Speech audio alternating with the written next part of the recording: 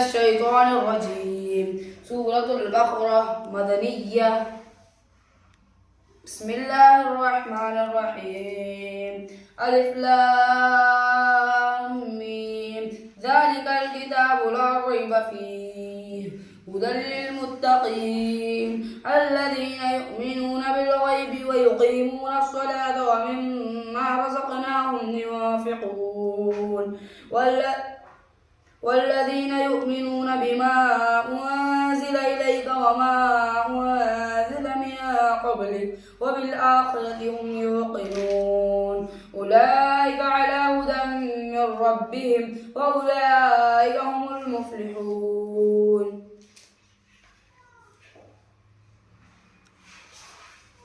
नीचे रुको से पढ़ो. بسم الله الرحمن الرحيم. ومن يرغب عن ملة إبراهيم إلا من سفه نفسه ولقد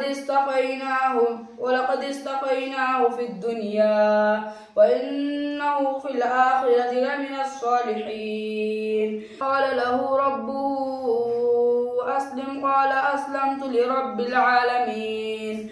ووصى بها إبراهيم بنيه ويعقوب يا بني إن الله اصطفى لكم الدين فلا تموتن إلا وأنتم مسلمون. أم كنتم شهداء إذ حضر يعقوب الموت إذ قال لبنيه ما تعبدون من بعدي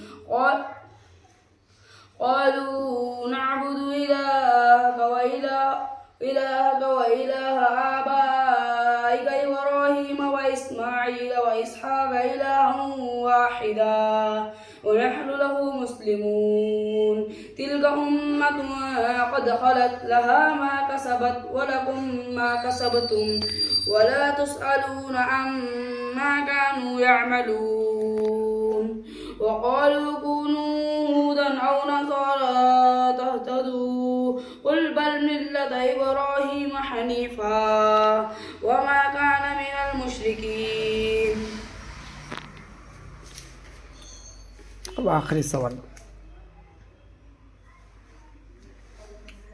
وإذ أخذنا ميثاقكم ورفعنا فوقكم الطور خذوا ما آتيناكم بقوة واسمعوا قالوا سمعنا وعصينا وأشربوا في قلوبهم العجل بكفرهم قل بئس ما يأمركم به إيمانكم إن كنتم مؤمنين. قل إن كانت لكم الدار الآخرة عند الله خالصة من دون الناس